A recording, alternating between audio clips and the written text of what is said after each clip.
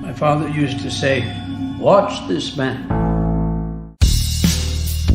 He's been cited by IGN, The Quartering, Timcast, The Daily Wire, Bounding into Comics, and even Dr. Jordan B. Peterson. It's only too bad Valiant beat him to Gutfeld. Disney insider wdwpro recently speculated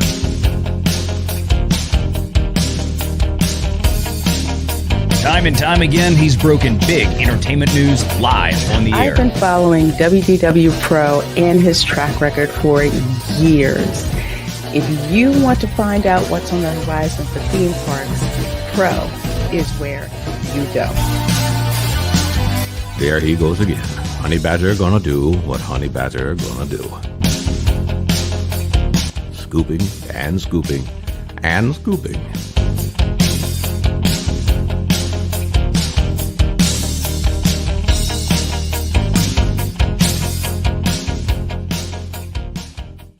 Morty, let's check in on Rian Johnson's new trilogy.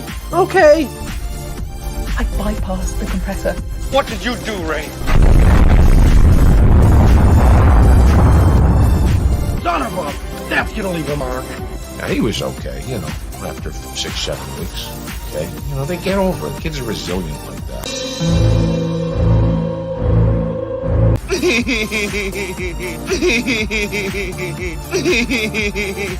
Yeah. I hate it. It's the standard, what would George do? I don't want you here. So sorry, George. I didn't think it would go like this. Blimey, you fools.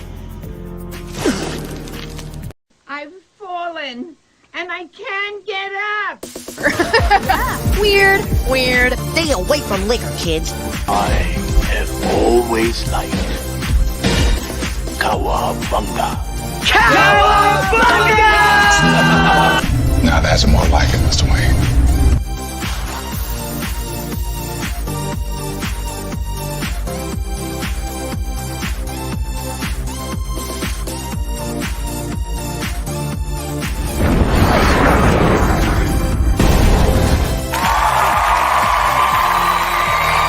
It's about how hard you can get hit and keep moving forward. How much you can take and keep moving forward. The Force will be with you. Always. That's how winning is done. I am vengeance. I am the knight. That's what she said. I am Batman. If I won tonight, I would come home and we'd celebrate. Well, I'm coming home, we're celebrating. God bless you all. Watch your habits, for they become your character. And watch your character, for it becomes your destiny. What we think, we become.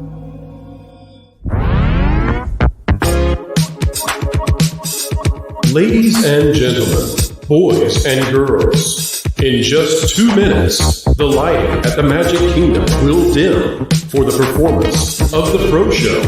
We hope you enjoy and have a magical, truthful time.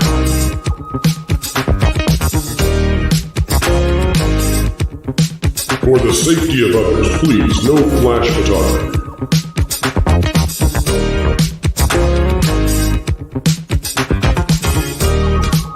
And welcome to Provision 3D.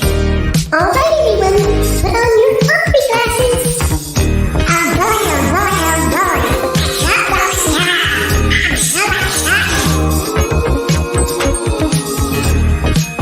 Keep learning, keep growing, and keep having fun.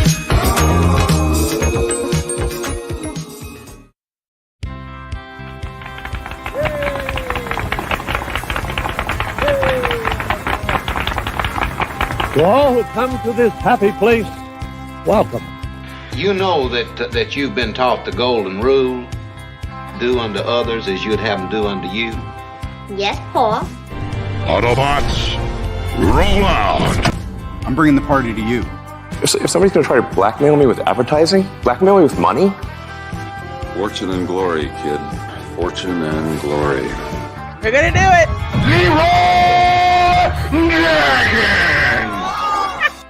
All right, it's time to go to school, son. Come on, get your hands up, man. Are you okay? They'll never take of freedom!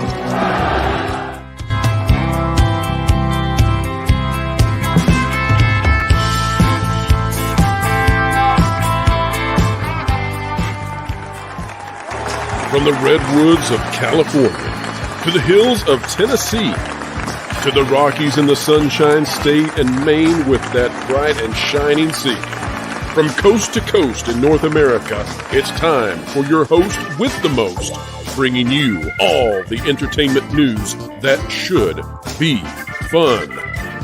Ladies and gentlemen, boys and girls, it's time for the show that explains entertainment and gives journalists the next day's headlines. It's the Pro Show Live! Leaping lizards, folks, it's the Leap Day special edition of the Pro Show. Woe be unto you who are born upon this day, for you shall not have cake again for another 4 years. What a sad thing, but blessed are those who are celebrated on the 28th, regardless. Celebrate along with your families. Who knows, Jonas, if a baby is born on a Leap Day, should they be celebrated on the 28th of February henceforth or on the 1st of March? How does that go? I don't know. That's a good question. I think it would be a matter of preference. I know some people who have birthdays in March that are relegated to St. Patrick's Day themes, and some people with birthdays in February that are relegated to Valentine's Day themes. Are you suggesting, Jonas, that those who are born upon this day, that they shall identify with a birth date that is not their own? Absolutely. You have to choose, or you could only age once every 4 years, and that would be very awkward. I'm keen for that, actually. I'll take that. I do believe. Well, Jonas, it's great to be here on a special edition of the Pro Show. We have big news to be breaking, and we have someone here who is going to help us break big news. Folks, you have not heard this unless you've been following this individual, and it is time to shine a spotlight on it. We'll get to that very, very shortly. But first, Jonas, I believe we have some special messages and super chats that need to be brought forth to the public. Yes, sir. Yes, sir. Now, first of all, I want to point out that Zero The became a YouTube member, and I want to say, welcome aboard, Zero The. Welcome. Happy to have you. It's not letting me see member levels at the moment, so I also need to say welcome to you. And also to welcome Sonic Hawk to the WDW Pro member cadre, and to Brandon, the anime guy. Now, Brandon, I do believe you were on the member stream, so maybe this is a little out of date here. I believe Brandon has become a very high-level member, apparently, either at the Premium or the VI Pro level to get on the panel. And we had a great members-exclusive Pro Show pre-show just before this show started. And folks, remember, too, that after that situation we had 2 weeks ago with YouTube, YouTube thinks we are a beginning YouTube partner now. It's all starting over again. So if you would not mind, please like, share, subscribe, send this out on your favorite social medias, because we have to convince YouTube of what we already convinced them of last year, about this time, in fact, and that is that this is the show where people need to go to find out what's going on in entertainment. So share this out, lest people out there not receive the notification as YouTube realizes what it is we're doing here. Yes, and we don't want it. We want it to be the final realization that this channel needs to be pushed forth to all of the audiences out there. That's right. Yeah. Now, that being said, we also have a super chat from Aaron Sleeper for $5, meant for the AI talk. You keep using the term patterns, but AI is mostly stealing from videos, pictures, etc. Most of it doesn't belong to them. AI compositing. That is a deep topic that would require us to go very far and high in resolution on philosophical discussions of what is it that AI is doing exactly. Jonas, do you have any particular opinion on this? I have some thoughts, but it requires like its own 30-minute to 1 hour video of discussion on this. Yeah, I don't want to get deep into it. Aaron is an artist, so I don't want to disagree with him here. The question I have is, if I send a person to go look at a bunch of things and then recreate it using those influences, there's no problem. But if I send a machine to go do that same thing, and that machine can do it at 1,000 times a second, is it then a problem? It's disruptive, that's for sure.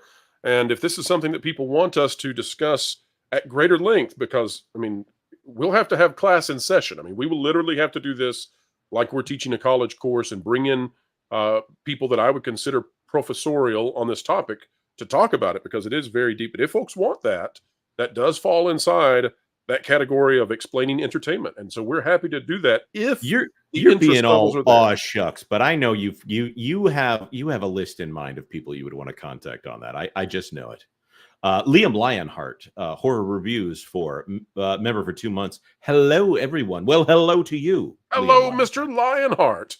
And I found out, by the way, Jonas, that I believe Liam is going to be in a member spotlight video coming up. So I'm excited for that tremendously. That's great. And Liam Lionheart does have a YouTube channel, I do believe. Nolan Thunder for $2 with one of the wisest things ever said on this channel. I prefer Jonas's new It's the Pro Show Live. Welcome to the Pro Show. I don't remember exactly how we did it, but that's the battle. Maybe there needs to be a poll at some point about which way we should go with that. What do you see up there, Jonas? What do you see? Christopher Wilt gifted 50 WDW Pro memberships. Pro. Holy cow, folks. Let's get started with the celebration right now.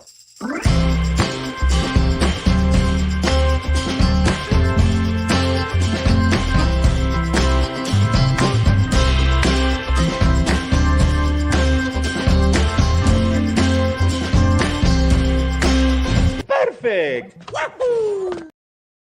Thank you so much, Christopher. That is very kind, and we're very excited with that $250. Well, not $250, but almost $250 super chat you've given. We're very excited for so many people out there to be able to join as members now and gain access to that member content. Let me say this. So when I said $250, I'm going to correct that. I'm used to hearing that from Valiant, and so I said that. Christopher, don't have a heart attack. You didn't spend $250. The memberships here on the Pro Show start at $3, so you spent $150. So I started to just think, well, let's let that be. It's okay. And then I thought, no, Christopher may have just fallen out of his chair. So Christopher, it's $150, and we're greatly appreciative of it. It's not as expensive as Valiant's. How's that for funny there, Jonas? And I was curious myself there. I was trying to do the math on that. A Tipping Barn, though, member for 9 months, says that they would love to see this. I'd love to see more talk about the mechanics of artificial intelligence. So I do have some background in about 2 ways into understanding this. And so one of those, we don't talk much about what Pro has done in Pro's life because for the time being, because right he is now, we're maintaining anonymity. Created on October 1st of 2012. A lot of people don't realize this. The singularity occurred, and it was very focused on what was wrong with the Disney company. But all of that said, so I have worked in 3D animation in the past. I understand how a lot of this is done. On the artificial intelligence side, that is. I would love to have that topic. And again, if everybody wants that to happen, we'll reach out. We'll see if we can get people like Robert Meyer Burnett and some others onto the channel to talk about. I knew you had a list. Here. Well, he was on yesterday, and man, he is very enthusiastic about AI. So it's hard to shun that enthusiasm. Yeah, and Aaron Sleeper says, "Pro, get AI to recreate an Ed McMahon intro for you." Oh. You are correct, sir. Marcus Squintus gifted 10 WDW Pro memberships. Thank you very much, Marcus. You serious, Clark?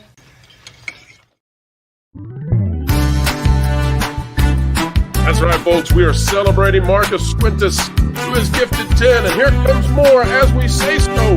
Good grief, folks. The benevolence, the kindness. It's too much. Pull it up, Jonas. There we go. Right. Lester San Jose, the Skeptic Tank, gifted 20 WDW Pro memberships. Lester, first of all, great job on the member stream, and thank you, man. That's awesome. That's right. Very, very kind of all of you out there. I think this calls for a bit of woke pants. Are you ready, kids? Aye, aye, Captain. I can't hear you. Aye, aye, Captain. Oh, who is the man who has t-shirt to sing? Arrogant compromise all morality. If pimples and showers are something you miss, fire a policeman to keep your office. Cringe Mob Wolf Pants. Cringe Mob Wolf Pants. Cringe Mob Wolf Pants. Cringe Mob Wolf Pants. Cringe Mob Wolf Pants.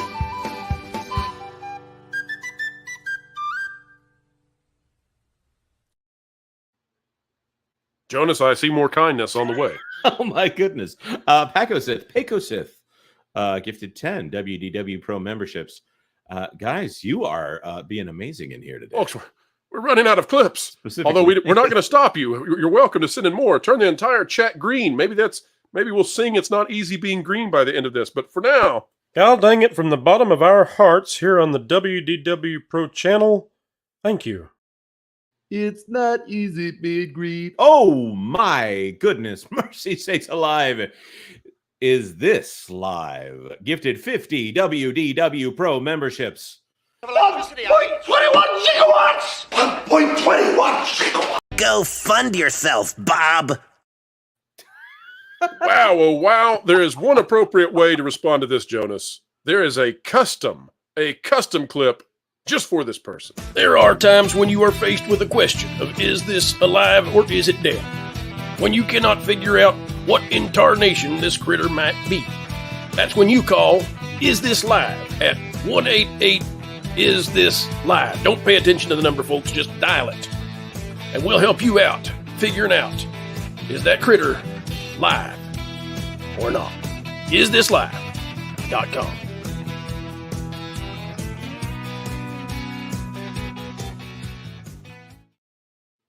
Well, what a way to start a show. And if there's any way in the world that YouTube is going to be given notice that this is the place to be and to reinstate full algorithmic support, well, this is happening today. My gosh, how kind you all have been. Thank you. Thank you.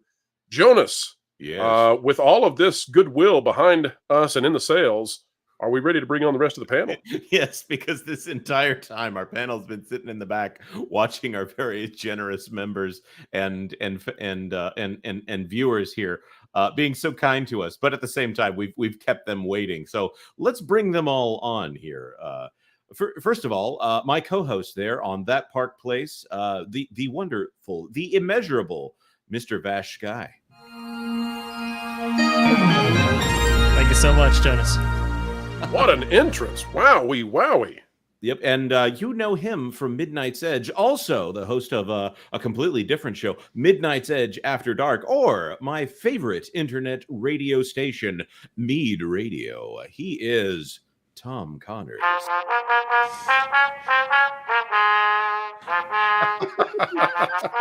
See, Bash, other people have sound cards too. That's very true. Bash, you've met your match this time. And now, I had to do something. I mean, that's awesome. How do I compete with that? You know what, Tom? You are often behind an avatar, and I speak. Trust me, I realize this coming from me is funny, but let me tell you, the backdrop you have behind you is so freaking impressive. My gosh, man, that is some serious cred. The problem is the front drop isn't. That's oh, come on. You know. Listen, beautiful, I say. Beautiful. Now, we do have one person that is about to join us that has been on this channel as well as over on That Park Place and has an excellent channel called Gothic Therapy where he's taken it to the next level recently because he has, I don't want to say he stumbled upon something. He stumbled upon it while doing amazing amounts of research on Twitter, also known as X. There is something going on social media right now, and this is a man who has cracked what has happened in the social media world, a man who I think that Elon Musk needs to get in touch with so he can understand what is going on with his $44 billion investment. That is the one, the only, the master of the TDS. Thanks for having me. Well, we're happy to have you, and you actually are up first in terms of news coverage. Jonas, are we free to take off? Well, actually, we do have a couple more super chats here. Pecos said for $2, hallowed are the pay it forwarders. Hallowed, Jonas. Hallowed. Come on. Hallowed. What about the halibut? Hallowed is, yeah, sometimes I do like to mispronounce things just for the halibut. Ken Reihard for $2. Call Paul Schaefer and the CBS Orchestra. It's raining memberships. All of this is yes. I can't top that. Way too much of my sense of humor was based off of David Letterman back in the day, and then he started telling everybody how to go politically. All right, well, let's get to the news of the day, and starting off with news that is exclusive to Master of the TDS. You have been uncovering I don't want to put words in your mouth. Let me just say this before we get started on this topic. There has been some pushback from some corners of YouTube and Twitter and all of that saying that everybody knew there were bots. Everybody's always known that bots were affecting, social media, and they were out there doing what bots do for entertainment corporations and beyond. But Master of the TDS, you have discovered, in my estimation, something new. And that new thing that you seem to have discovered is that there is a vast paid effort to rig or to take advantage of the blue check system that Elon Musk implemented in such a way that it is manipulating, perhaps, the trending topics, the visibility of topics. It seems to be weighing in on culture war issues and economic issues in ways that it's inorganic and that bypasses the safety system that Elon Musk had attempted to do with these verified accounts. Can you, in your own words, express to us what it is that we're looking at? And I'll tell you, too, at the same time, if you're so inclined, although you don't have to do this, if you want to share your screen to demonstrate any of this, we'll give you controls of that. We don't often do that, but for the purposes of what you need to do, you're more than welcome to do so. But give the folks out there an explanation of what it is that you've discovered as it pertains to entertainment.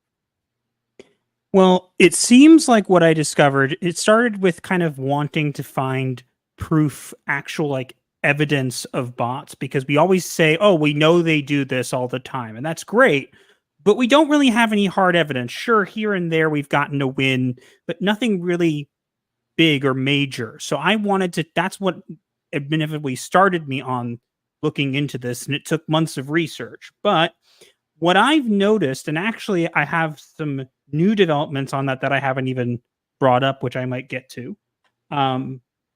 What I've noticed is it seems like Disney likes to use, or at least someone involved with Disney, I would imagine, likes to use the blue checkmark system on Twitter to promote rather than paying for advertisement, as they specifically said they don't want to do on Twitter.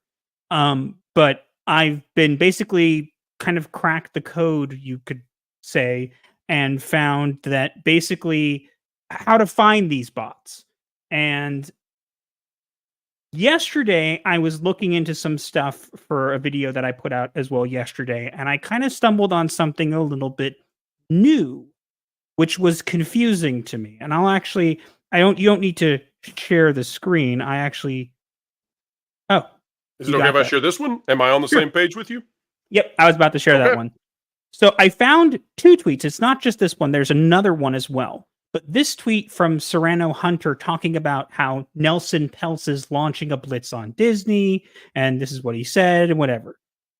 Now, it doesn't look weird, maybe if you're just looking at it from here, but it's got 11 comments and no likes, and it's got 6.4 million views, which is way more than the stock posts that I found before. Whoa, that is amazing.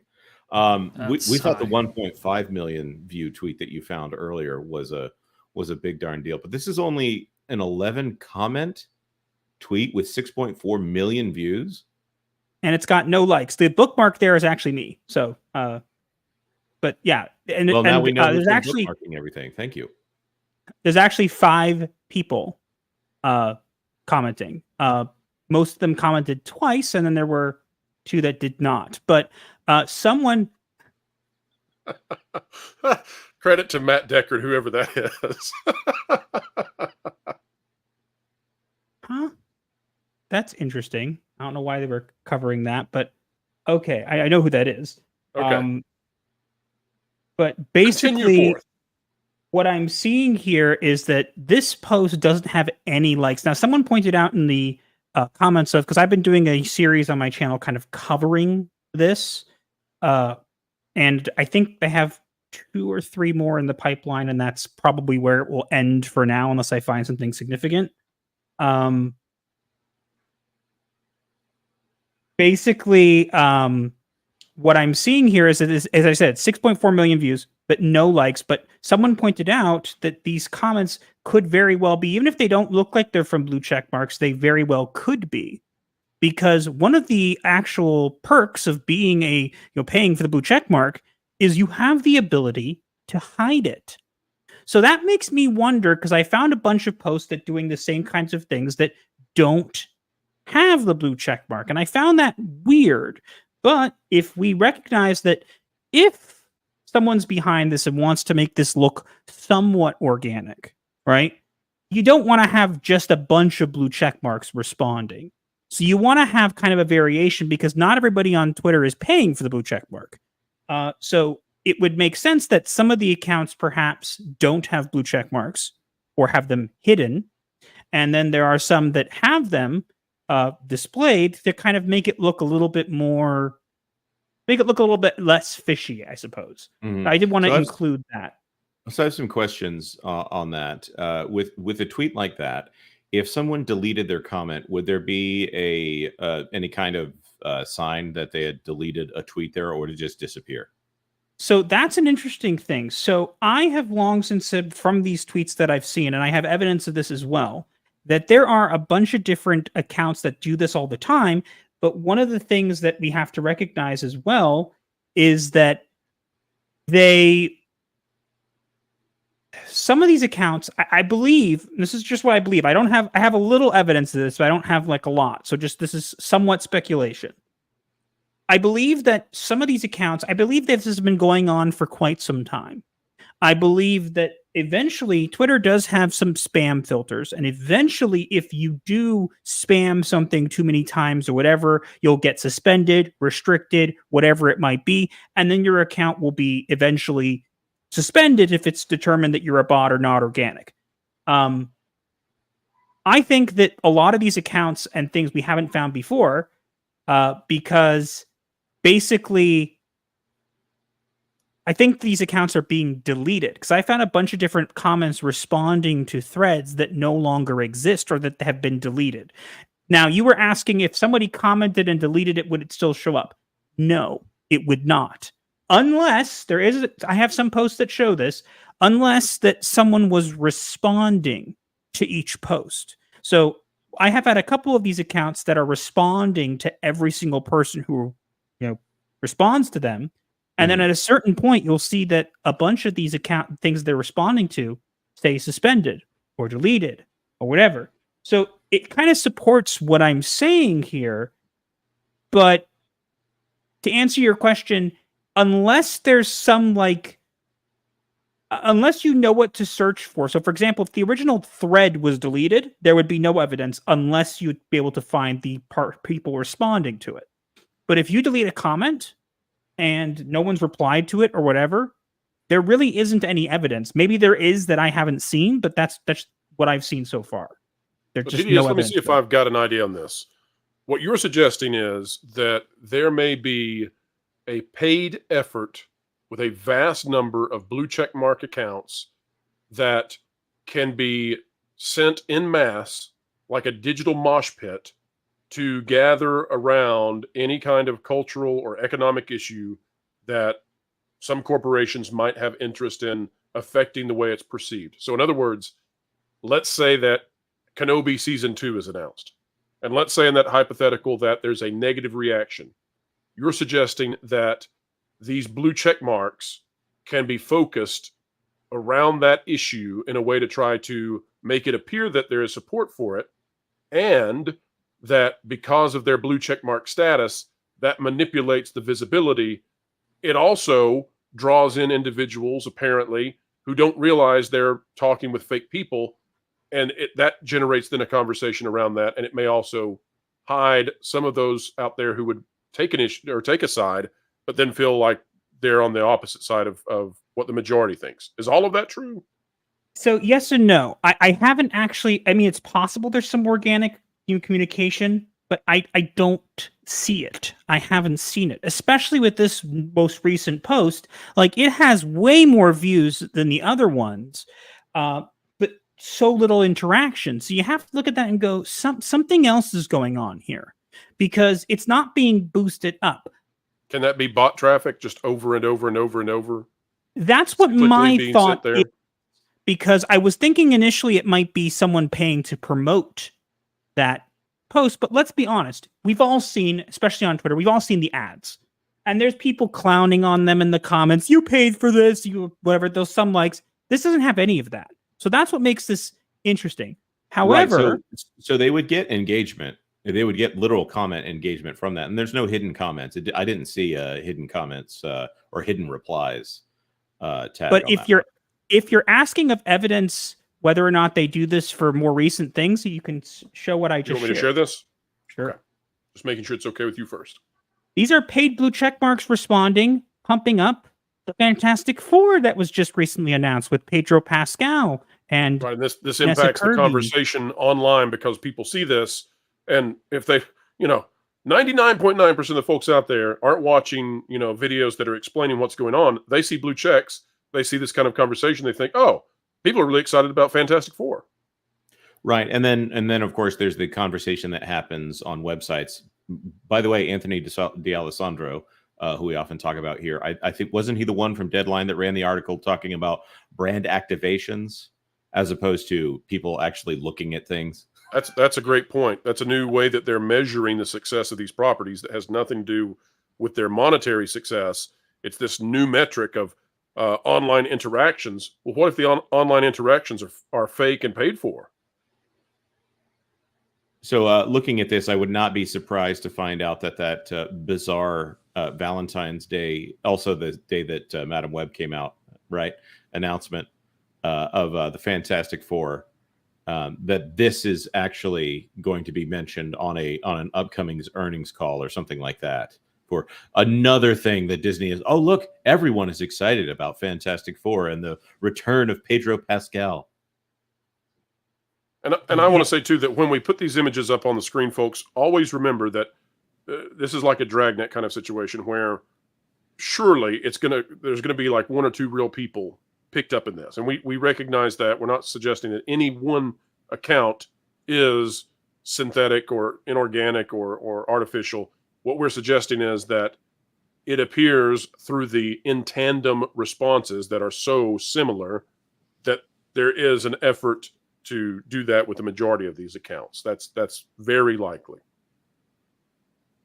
So I actually want to add to that, because I've actually been doing some more research as recently as today that actually proves something a bit odd. I've been looking back on especially the stock, posts that we initially, ran with first. And I've noticed a very strange thing going on, and it gives me some more theories. I have to dig into this more. I have some leads on. I'm actually looking into where the money's coming from. So I actually have some leads on that I'm working on. But this was interesting. I basically went through, and I know there was a ton of tweets. I basically went through and analyzed what days these tweets came in, because there is an effort to make it look organic. Okay. Because it's not, if you look at this and you think, okay, the call comes at the same time. No, it doesn't. According to what I've found, and this was just recent, I didn't even make a video on this or anything yet. According to what I found on that original stock posts, the February 9th and February 10th were days where they got a lot of comments on that post. Same with February 14th. And, in between there was posts a little bit, but then right after February 15th, until the 23rd, there was no activity. None. Until Saturday, February 24th, which was 2 days after my video on it and whatever, suddenly there's another burst of activity on February 24th and February 25th, as well as February 26th. And then it stopped again for 2 days.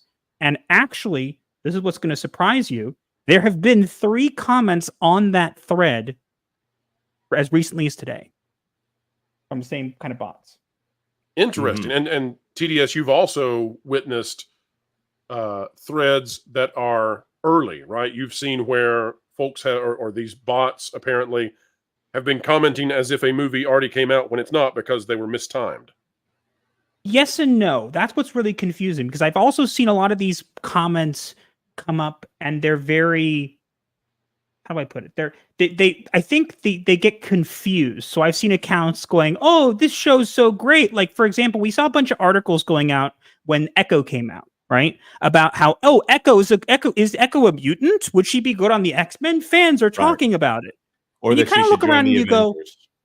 yeah, and you kind of look around and you go, but nobody's talking about this. Well, I found evidence that not only have they been talking about it, but it's a thing, and I actually put it in our video the other day that I made on this topic. Again, we covered over, I believe, 10 different shows that they were promoting with this method, and at least 4 movies that they've been doing this with.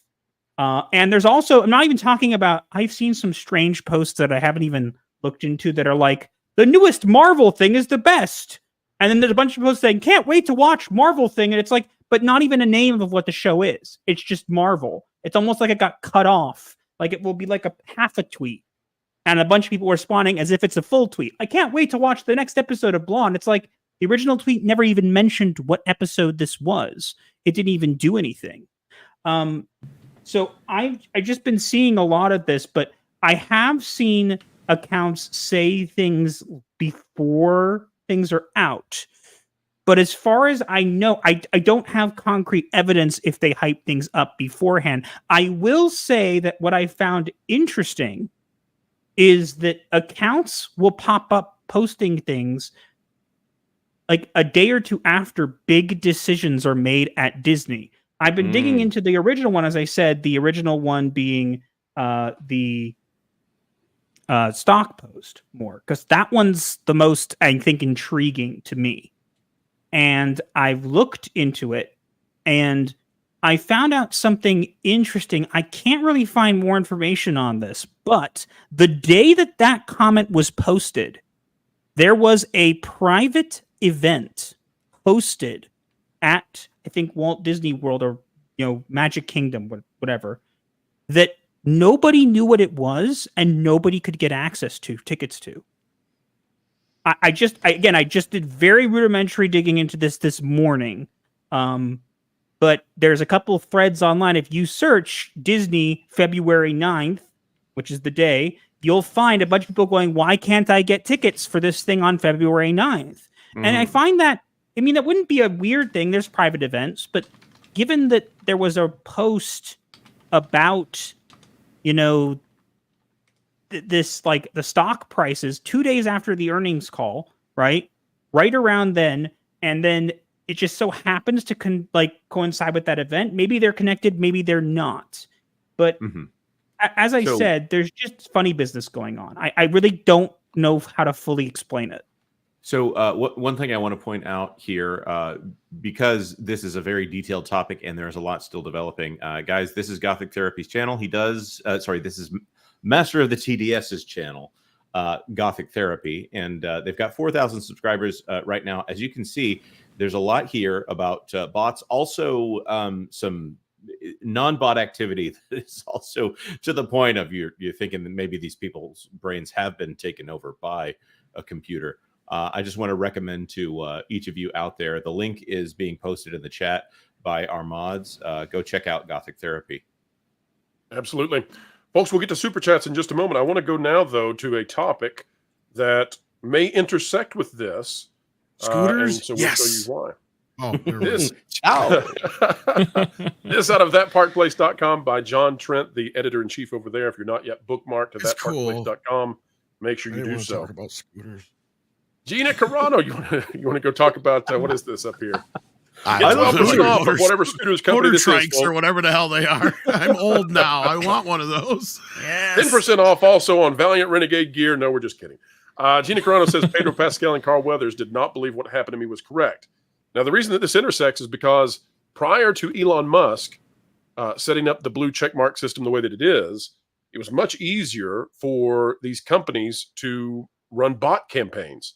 Now, I don't know if there was a bot campaign against Gina Carano, but if they're willing to spend, and we don't know who's involved in this, but if they're willing to spend thousands and thousands of dollars on whatever this is with blue check mark paid verified accounts on Twitter, if they're doing that now, then the question becomes, how much of the hate and backlash that she received was authentic? Gina was saying, to Disney, hey, back off, because this is an online mob of just, insanity. They'll quit and they'll go away. Now I'm beginning to wonder, were these real people? So here's the article. Actress Gina Carano, who was fired from The Mandalorian by Kathleen Kennedy and the Walt Disney Company back in 2021, recently shared that all of her co-stars, including Pedro Pascal and Carl Weathers, did not like that she was fired. During an appearance on the PBD podcast, Carano was asked, were there a lot of people in Hollywood who reached out to you and agreed with you but couldn't be vocal and said, look, you're right, we're with you, we agree with you, but we can't publicly agree because it's going to hurt our career? Did you get a lot of calls like that? Carano answered, not initially. I got no calls initially, but I got a lot of support and have gotten more support. I go do these fan expos, and people will have me come up to their booths, and they're like, we're so with you, sister, we're so with you. And I'm like, I know. She continued, I think there's a lot more people in the middle, and a lot of these actors are just, I know a lot of my co-stars, they hate what happened to me. Bill Burr was just incredible and awesome. He was like, she's a sweetheart, and if I say anything, I'm going to get canceled. So at the time, 3 years ago, it was a different environment, and it was hard for people to speak up. Next, she revealed every single one of my co-stars, including Pedro and Carl, did not believe what happened to me was correct. Burr commented on Carano's firing on the Bill Burr podcast with guest Joe DeRosa at the end of February 2021. After DeRosa paraphrased why Disney and Lucasfilm fired Carano, Burr responded, I think there is just too many channels, and then you got to do sensational blank. He continued, I don't know what the blanket is. I'm on that blanking show. Now I got to watch what the blank I say. He went on to praise her.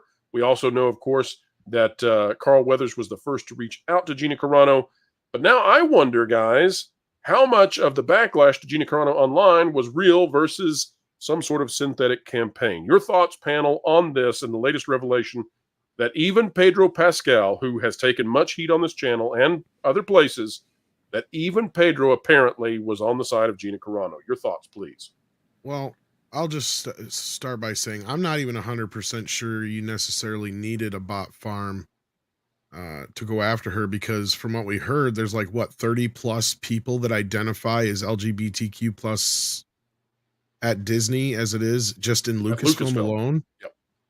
To me, that's enough to get a fire started, especially when it comes to certain communities, without getting into too much detail here. Because you're going to be sanctioned to a struggle session real soon, Tom. Exactly. You don't want to do a struggle session. I'm doing it more for your channel. I don't know how far deep we want to get into some of this stuff, but let's be real here. And I said this many times before, as many other people have. The thing that she told us here in this interview that stuck out to me was that it had very little to do with that final post that quote unquote got her fired. And it had more to do with the beep bop boop. Because from my experiences, from just about anybody's experiences probably out there in the chat or anybody on the panel knows that that's one community you do not F with, or they will come after you with pitchforks and fire fast. Tom, you're saying that I should not purchase a billboard outside of Lucasfilm proper that says beep, bop, booped? Well, if you do it under an assumed name so they don't find out who you are. So if you did get a billboard outside of Lucasfilm headquarters, let's just point out what city that would be in. Anybody? Lucasfilm would be Modesto, wasn't it? At least it was back in the day. San Francisco? I thought it was San Francisco. Is that? It could be now. I have no idea. Whoa, that wasn't me. Whoa. We don't want that kind of transphobic language on this channel. Oh, that's horribly transphobic. Well, let's go to Vash. Hey, laser lips! Your mama was a snowblower. Well, all right. That language is not allowed here. All right, Vash. Yes. I believe you're the one doing the snow blowing. Vash, what do you think about the fact that apparently Pedro Pascal voiced his support for Gina Carano? This is not something that I was aware of. I don't know how much it changes about my opinion of Pedro Pascal. He said some pretty nasty things about folks. I don't like folks being nasty to one another. but in this case, he seems to have been kind towards Gina privately. So what should we make of that? Honestly, I'm not super surprised. I thought I heard somewhere, maybe it was a previous Gina interview, I'm not sure, but that Pedro was supportive of her specifically, only because I think they knew her. I think they knew her from working on the set and so forth, and they were like, okay, we know this is not a bad person. Like, so the online version of her is not necessarily consistent with her. There's a little bit of what is it, separation between the two, right? And this depiction of her in the media and the press and otherwise is just not consistent with what we know, because we know her. I think that's the kind of the internal math that was going on with a lot of these actors and stars. But I do agree with her. I mean, I think people were afraid to speak up because obviously their careers might have been in jeopardy as well. What is it? There was a famous Disney executive at one point, the person who stepped into the president role. I can't remember the exact name, but he talked about the LGBT mafia back then, and he was completely sidelined. Did this destroy Mandalorian? Sorry, answer on one of the questions. Let me say this. So think about it this way in terms of the Mandalorian. Sure. Gina Carano is fired after season 2. Season 2 is blazing hot. The finale is the first time that Disney Plus gets a number 1. And I believe they took down at the time The Office on Netflix. It is as hot as it can be. Gina Carano, within a month of the finale, is fired, or it gets such that she can no longer continue on. Yeah. Then what happens? Well, it seems like Favreau pulled way out of whatever he was doing with Lucasfilm because the quality dropped off a cliff. It doesn't seem like he was well, he had to recalibrate, right? Yeah, because but even Rangers then it seems got like canceled and stuff like that. Yeah, sorry. Even then, the Favreau who made seasons 1 and 2 of The Mandalorian is not the same Favreau who made the Book of Boba Fett. Right. Well, that's my point. Is I don't think he was very involved at all. That's what I was saying. Like, exactly. Yeah. Okay. So that you've got that happens. Doesn't seem like Pedro Pascal wanted to even be a part of season 3. Yeah. They don't even have him signed apparently to the movie yet. Yeah. What is going on? It feels like that the injustice that even people that we find to do reprehensible things, that the injustice that these people saw made them just not want to be involved in this anymore. It kind of soured everything to do with Disney Plus and Dave Filoni Star Wars. And I just... Oh, yes. I think this killed the whole thing. I think Jon Favreau, was taken aback by it. I think Dave Filoni was taken aback by it. That you could see in season 3, they had to incorporate like Rangers of the New Republic, maybe some of their ideas and some of their concepts that would have carried on to other seasons and had ramifications for other shows. They had to like incorporate those into season 3 very haphazardly, as we saw, right? So I think they had to pivot in that way.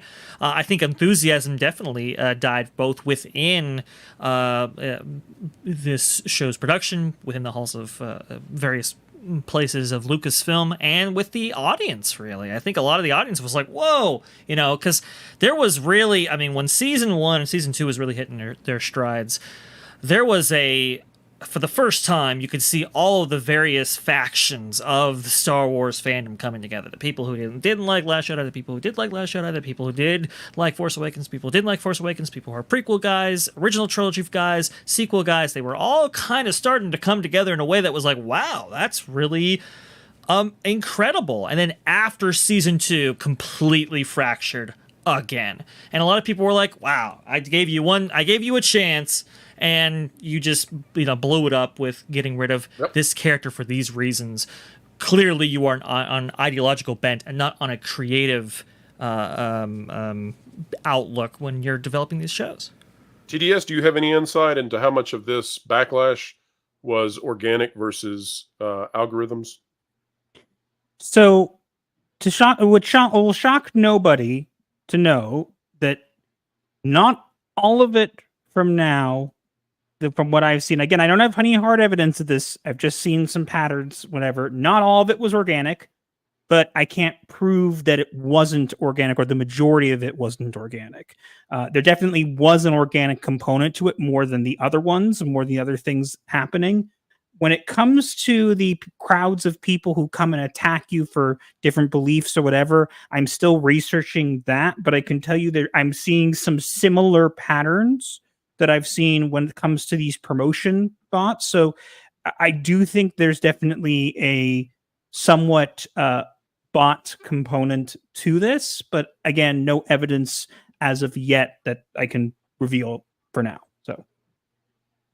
All right. Well, Jonas, let's go ahead and grab some super chats because we've got breaking news that we need to cover that has just broken, and we'll get to it as fast as possible. But those super chats deserve the attention and love that they were sent with. Absolutely. And someone who we love here on this channel, Space Dave 2000 for $5 Canadian. Thanks for the free membership. Job ends in 3 weeks, so I can use the financial assist. Well, Space Dave, you're always very positive, but sorry to hear that, man. I know we've been kind of following your story over the last little while here. I hope everything works out for you, man. We're pulling for you. We're rooting for you. And I also want to say that in spite of this tragic situation, we hope that you find a new spot real soon and that you're back on your feet. I do find it beautiful that you gifted so many memberships while you were well positioned in your job.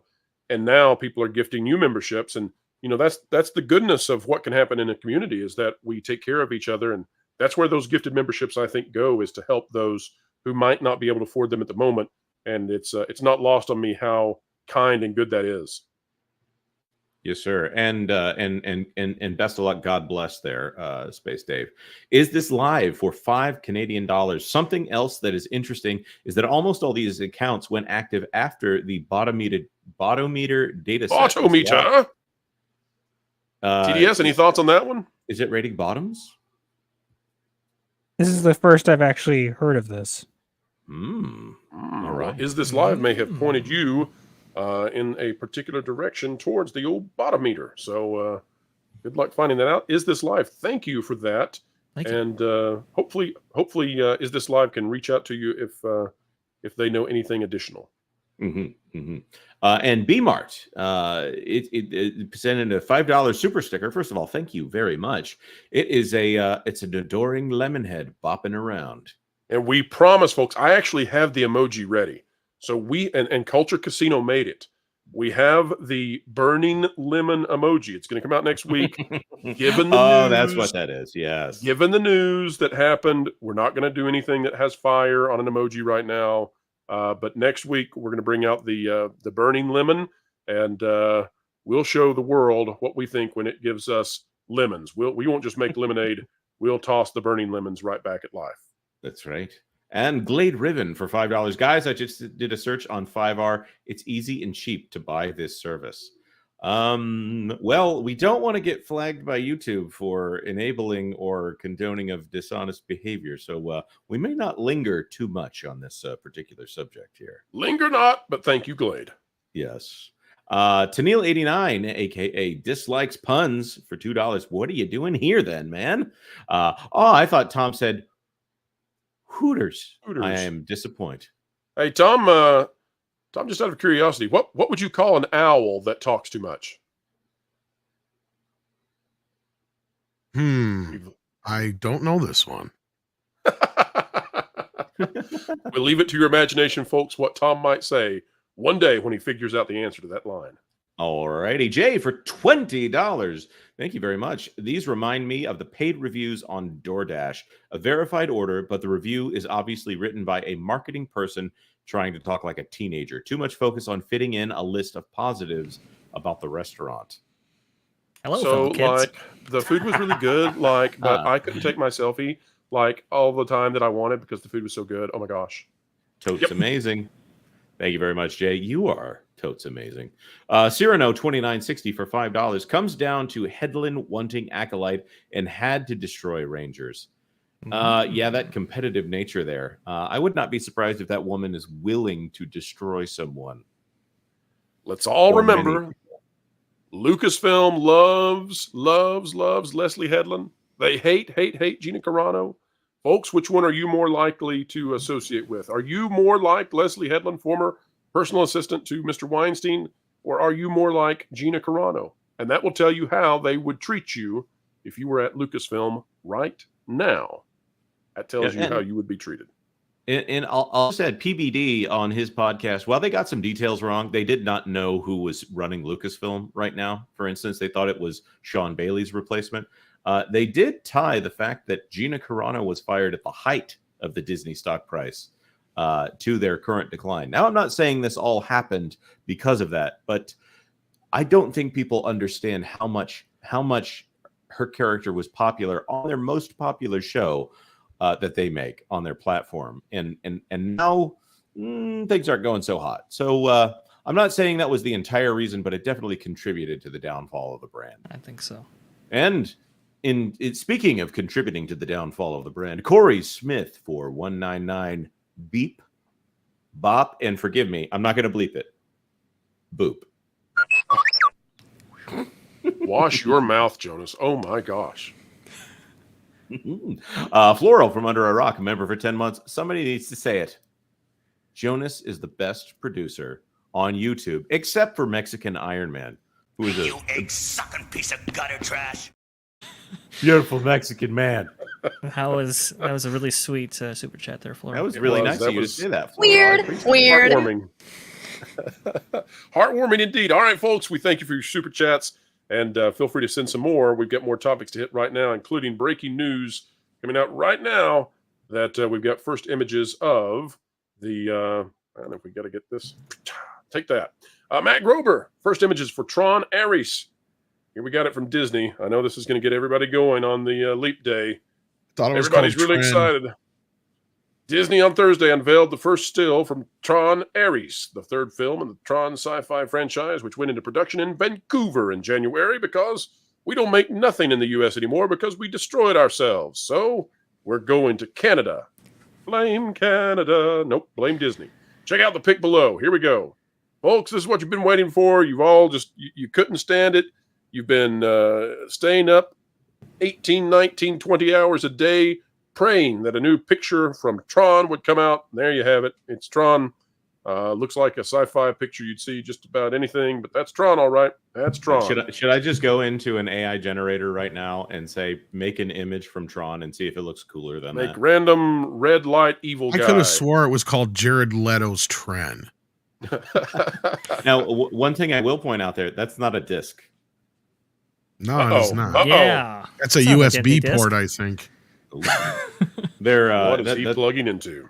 That's a universal serial non-binary input right there. That's right. So I don't know. I don't want to rain on anybody's parade. Maybe this could be good. What do you got there, Tom? What are you doing, Tom? I said it's kind of like my Dune bucket. Hold that Dune bucket up. Show the folks out there what they should hope to have if they go see Dune 2. The beautiful glory. Does it still have the popcorn smell? Does it still have the popcorn smell? I did not get popcorn in it. But it does have like something in the bottom, like there's like warning and instructions. Does it say "Do not eat this"? Clean with water and vinegar only. Oh man, should not have used never the bleach. put popcorn in that thing. I would also never reach my hand into that thing. Reminds me of your hand in the bucket. Ace What's Ventura, in the bucket? When Nature Calls. Pain. That's what's in the bucket. All right, so Tron. I don't know how many people are excited about Tron. 1,000 years. I don't know how many people are excited about Tron. We'll run a poll in just a moment and see how many out there are excited about Tron, and see if that's something that people are geared up for. I don't know, but I'll tell you one thing: when it comes to things that folks are geared up for, when it comes to Disney, kind of depends on whether or not you're in Wall Street or Main Street. Take a look at this article out of Barron's. The best and worst stocks in February, Disney, Charter, and more. This by Angela Palumbo and Emily Datillo. We'll go with Datillo. The stock market has had a strong February, even as inflation data continue to raise concerns about when the Feds will be able to start to cut interest rates. These are the best and worst performing stocks for the month as of early afternoon on Thursday, a few hours before the end of the last trading session in February. Folks, no financial advice being given here, but we want to show you what Wall Street thinks versus Main Street. Here's what it says. February was a big month for Walt Disney, which was the best performing stock in the Dow Jones Industrial Average in the period. On February 6th, Disney announced a joint venture with fellow media companies Fox Corp and Warner Brothers Discovery This proposed venture is all about combining sports streaming into one platform for users who would be able to bundle this new service with their existing Hulu or Max subscriptions. It brings this up. It fails to say that that's not a done deal. There's lawsuits already happening, and regulators have not been passed through yet. The venture is expected to launch in the fall, but is currently facing – well, it does say that. Good job. Okay. On February 7th, Disney reported better than expected earnings for its fiscal first quarter and provided strong financial forecasts for the fiscal year ending in September. As a result, it's jumped 17% in February, which was its best month since January 2023, when it rose 25%. Now, here's what interests me, gentlemen. First of all, here on this channel, we have repeatedly said that during the proxy battle, Disney stock would almost certainly go up, even though we're not giving financial advice. So this is no shocker, no surprise to us. What is surprising to me, I suppose, is that Wall Street continues to be enamored with Disney when Disney says, oh, it's coming. Oh, we're going to do this thing. And then Disney doesn't do the thing over and over and over. It's like the coyote chasing after the roadrunner. Disney never catches the roadrunner. But Wall Street is always very happy to see the latest Acme gadget that they have, whether that's a Fortnite project that we now know is not going to have any impact for 2 years at least, whether it is the ESPN gambling situation, which we don't know if that'll even pass muster with people who look at it and say, maybe you shouldn't raise kids on Pixar and then send them into addictive activities on their smartphones. We also found out that Alii Cravalho, the voice of Moana, was not even signed on to do the movie, and she was literally just signed when they announced Moana 2. And oh, by the way, Pedro Pascal, the Mandalorian. Same thing with Dwayne "The Rock" Johnson. I'll push that back. They didn't sign her until like 2 days ago. Yes. So here's the thing, guys. Who is going to teach you the importance of a straight flush? Is that higher or lower than a full house? I don't know. It's much more important than a full house, you see. But not as important as a full belly. So, man, that's a good impression. So, guys, I guess my question is, what is it that is dividing? Because I've never seen a company that has Wall Street and Main Street so divided. Main Street is against Disney. Wall Street is totally for it. What is doing this? Well, I've left you all stumped. This is the first time that I've asked a question such as this, and everybody just goes, well. There's the fact that the trades are in the pocket of Disney. But there's two narratives going on right now. There's the obvious fact that Nelson Peltz is here fighting against the company, and they've never had someone with such a loud megaphone pointing out all the problems with their company. I might include us in that, but we can be ignored by they love us. They love us. Well, they do. People do pay attention to what we say. We are one of the more popular channels on this subject on the largest streaming platform in the world, despite Disney claiming that they have the #2 streaming service. Lol. By the way, I can bring up where Disney says they're the second largest streaming service in the world from their own SEC filings. They've lost their minds. Obvious lie, but I can tell you how they came to that figure. They've lost their minds. Nelson Peltz is over here with a big old megaphone pointing out all the problems here for Disney. And the trades are on the other side fighting for Disney because they want Bob Iger to be right. Because now that the strikes are over, they have to carry Bob Iger's water again.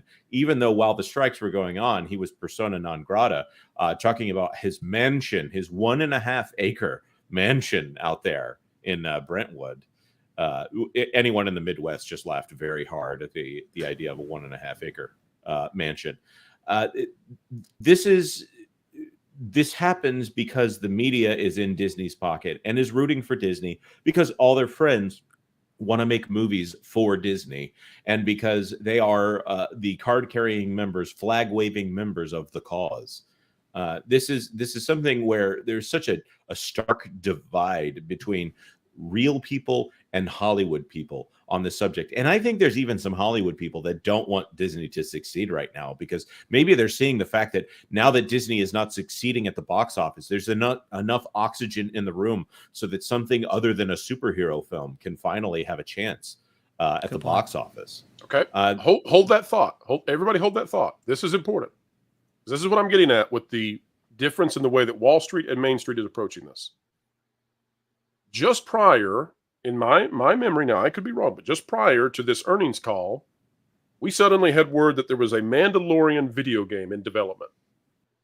That had everybody thinking, oh, there's a tie-in game, a AAA game that's going to release around the movie. The movie that was just announced, 3 weeks prior to the earnings call? Mm-hmm. Folks, you're going to see where we're going in just a moment. From the same studio that he did mention the Jedi games, and this is from the same studio that made the Jedi games. Was from the same studio that made the Jedi games. So within 2 weeks of the earnings call having been over, this game's canceled. So somebody leaked this as if it was gung-ho, here we go, and it's a tie-in with a major movie that's coming out, which, by the way, they have quietly backed that movie up. The Mandalorian movie was supposed to come out in 2025 in December. Now we're hearing it's 2026. So that's been backed up. They haven't talked much about that. But there's so much that was announced just prior to this earnings call that jazzed up Wall Street. It's not just the cut in expenditures at Disney. It's not just the return on investment. There was a lot announced for the future. And a lot of that future announcement stuff is starting to fall apart. Let me read this article real quick. This is by Tom Henderson. It's out of Insider Gaming. It's been just 2 weeks since Insider Gaming exclusively reported on the first details on Respawn Entertainment's first-person Star Wars Mandalorian game, but just yesterday, the game was officially canceled by EA.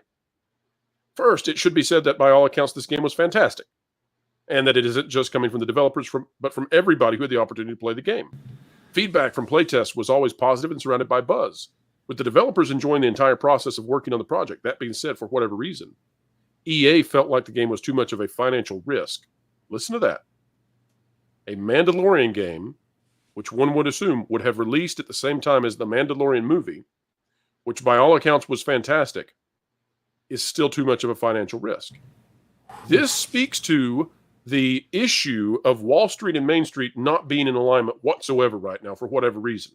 How in the world is a company that has this movie as part of, everybody's excited at their earnings call because they've got a Star Wars movie on the way.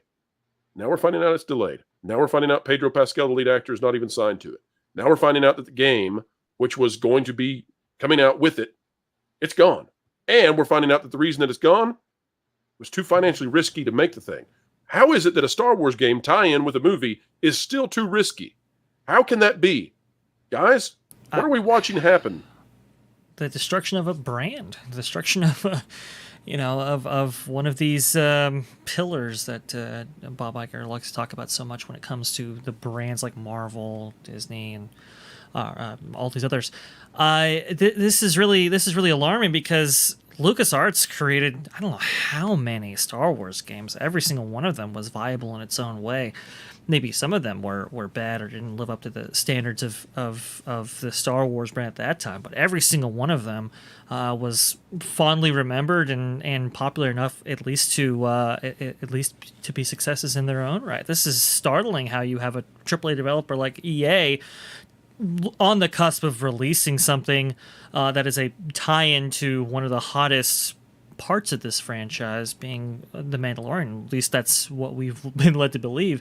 And even they don't think it's financially viable. I mean, it really is saying something.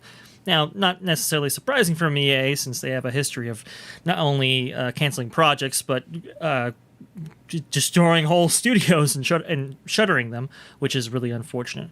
But to take this action with Star Wars, that is surprising, and they're the exclusive. I believe they're still the exclusive license holders of the Star Wars brand. Is that right? Yes, and interesting you should say that, Vash, because I've got something here, and so that folks can see it best, I'm going to remove all of us for a moment so that they can see this. Now, this is going to be tough to see because it's fine print, but I'm going to read it for you folks, and I'm going to read from about the third paragraph. This is an internal document from inside Electronic Arts that was delivered by the CEO to their employees regarding this. Okay? So I want everybody to listen carefully about why the Mandalorian game apparently was canceled. And remember, we don't find out it's canceled. You think they knew that it was going to be canceled before the earnings report? Somebody did. Isn't that interesting? Everybody listening, this is why you come to this channel. This is why you come to the show. Everybody we're not saying that's true, but everybody sit there and think, who knew that this game was not going to happen before the earnings report? Who knew that The Mandalorian was not going to make its release date in 2025 before the earnings report? Who's going to hold this accountable? Here's the third paragraph.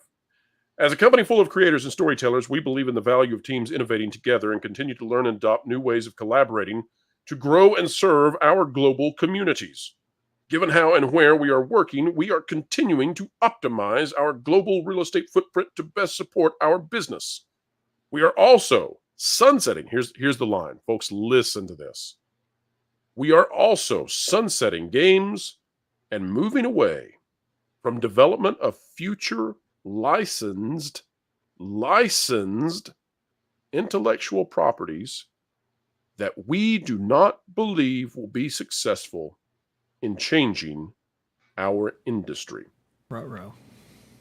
Licensed IPs, not their IPs. In fact, in the rest of this statement, it goes on to talk glowingly about EA-owned properties. However, licensed properties, they're sunsetting those projects because they're not likely to be successful. Gentlemen, what I would suggest is that EA is attempting to not be Hasbro'd. Tell me where I'm wrong. Well, at this point, they're essentially a giant stack of intellectual property. That's what they do. They buy things and then they destroy them and lay off a large portion of the people in order to get access to an IP. And then so they would never do anything to intentionally damage an IP, other than the things they do that are predatory business practices, allegedly. Right. There was never a greater partnership than EA and Disney. Yes. They see eye to eye on so much.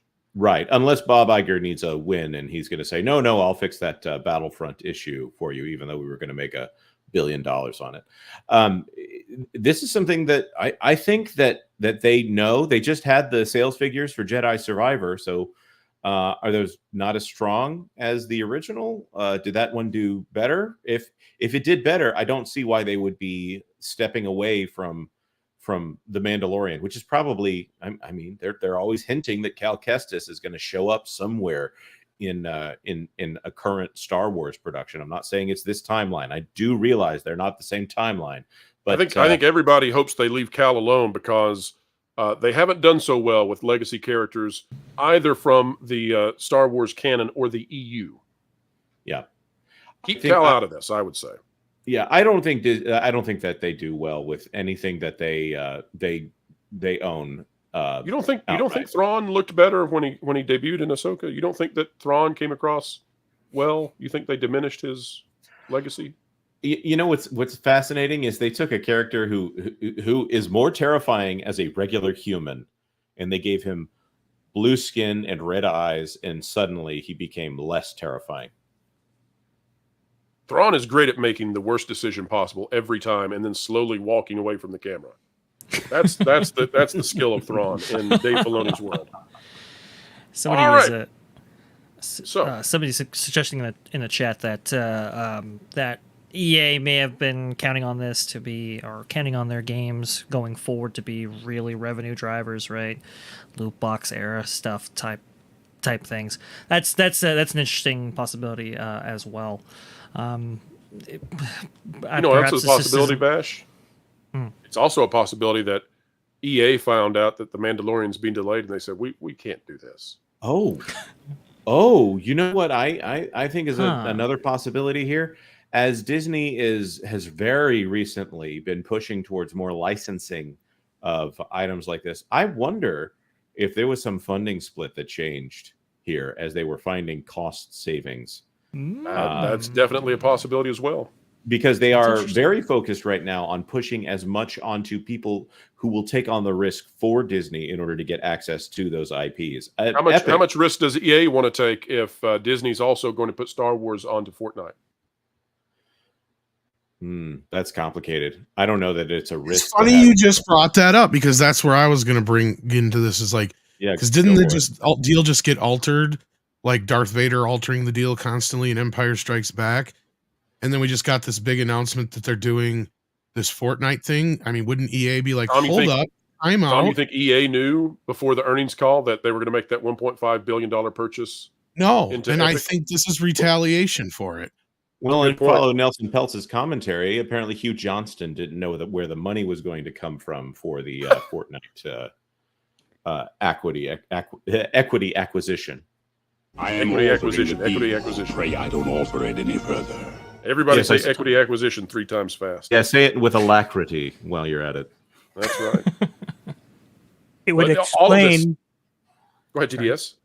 I was going to say it would explain why I've seen a lot of activity from the bots lately promoting the Fortnite collaboration. So for Star Wars. So which is 2 years away before they release a single thing. So they better a lot of them. Yes, better hope that Lego collaboration goes really well over the next 2 years, or that thing's going to be DOA. I think that Fortnite. Oh, sorry. Go ahead, Jonas. No, I think that the Fortnite. It's a really expensive headline, but I think it's going to be a good collaboration. They don't need to spend 1.5 billion in order to have a Disney mode in Fortnite. In fact, there's a world where Epic pays them for that. But they chose to do this so that they can have a big headline on their earnings call and try to Empty headlines. Right. It's over and over. And that gets to the heart of this. And I guess that's the theme of this entire show today is Wall Street versus Main Street when it comes to Disney.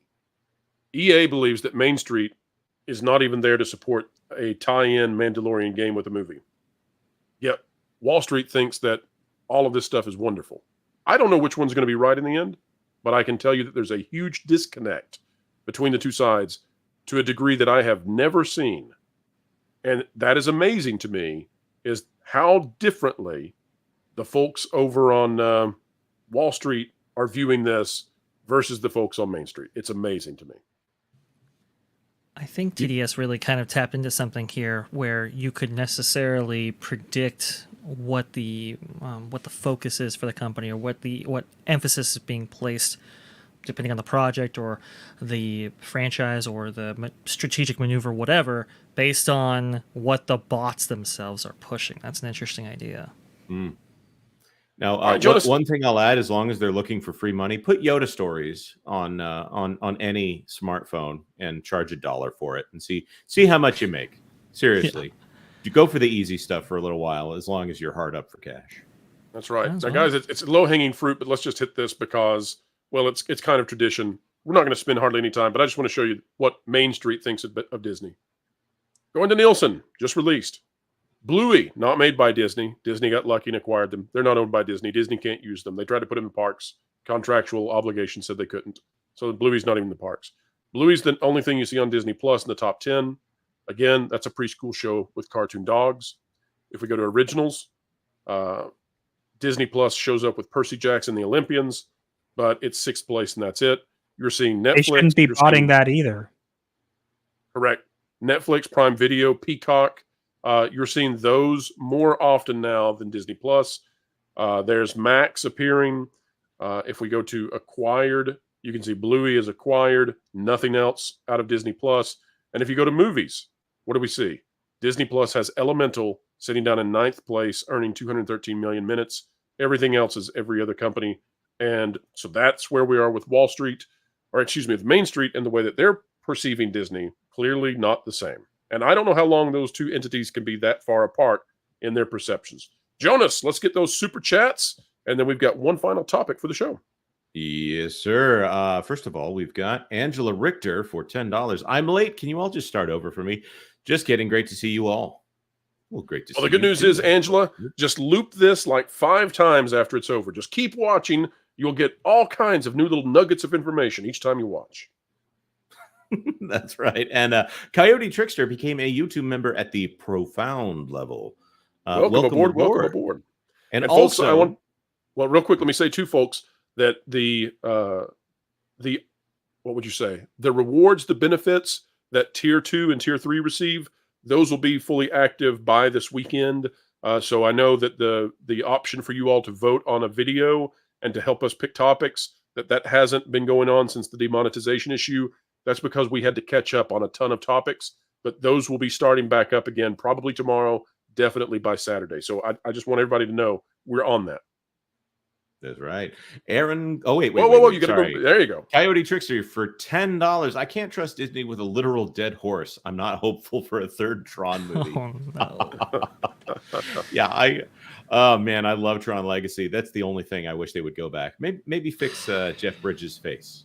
But Coyote, if you're worried about a dead horse and whether or not it's truly dead, I know somebody who can help you out with that. There are times when you are faced with a question of is this alive or is it dead?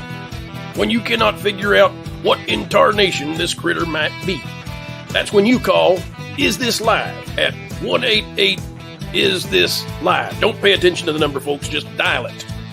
And we'll help you out figuring out, is that critter live or not? IsThisLive.com.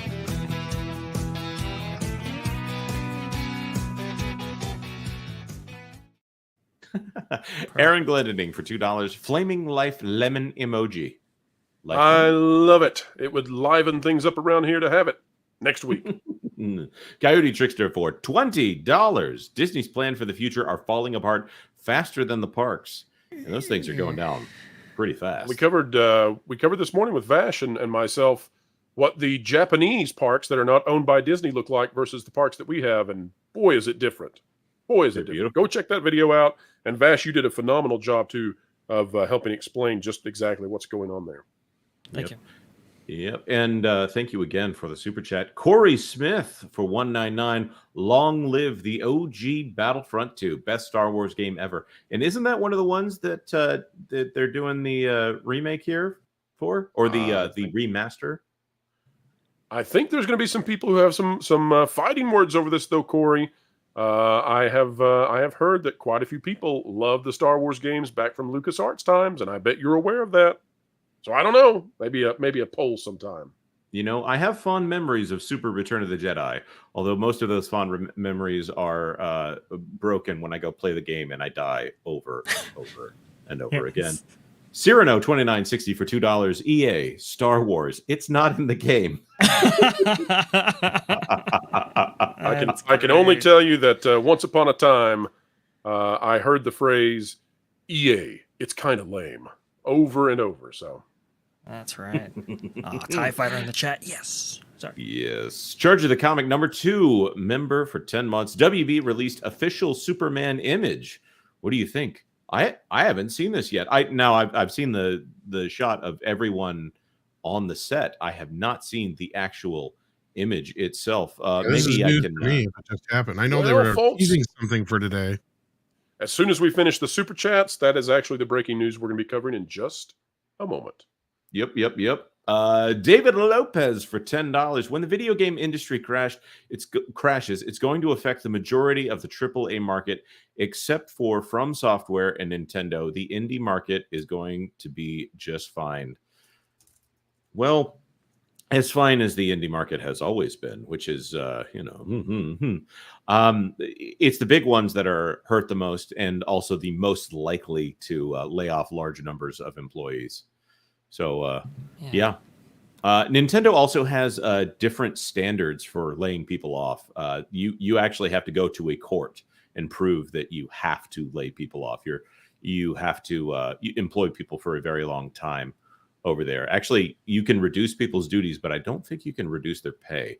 It's a very complicated issue that we're glad to look into more on if that's something that you guys are interested in. But Nintendo does not like to lay people off, and I don't think they're allowed to.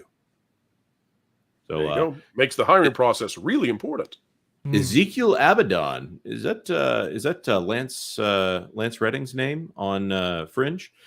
Let's see, became a YouTube member at the Premium level. That was a membership upgrade. Well, welcome to Premium. Welcome aboard. Welcome aboard. Happy to have you. And at that Premium level, you can join our panels for member exclusive content, and we'll be excited to have you for those member streams.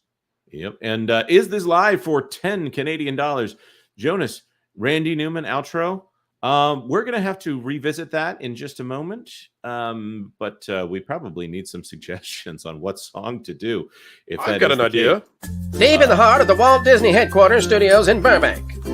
The cartoon duck isn't working, Randy.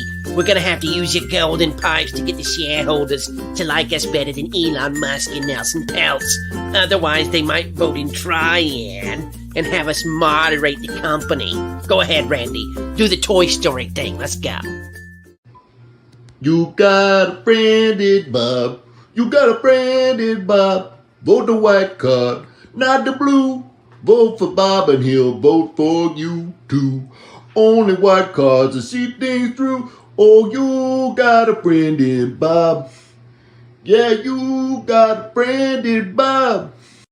Who is this? I don't know you. Are you from Pixar? No, I'm from South Park. What's South Park? Do I own that? No, not yet, sir. I hope you get your money's worth there. Great stuff. You see, the stock keeps going down just a little bit. They go down a lot a bit too. Anyways, I need to stop myself before Clifflix for $5. Do you give Pelts a 50-50 chance or less? I think he's running an endurance test here. I don't think this is the end of Pelts, even if he doesn't get a board seat this time.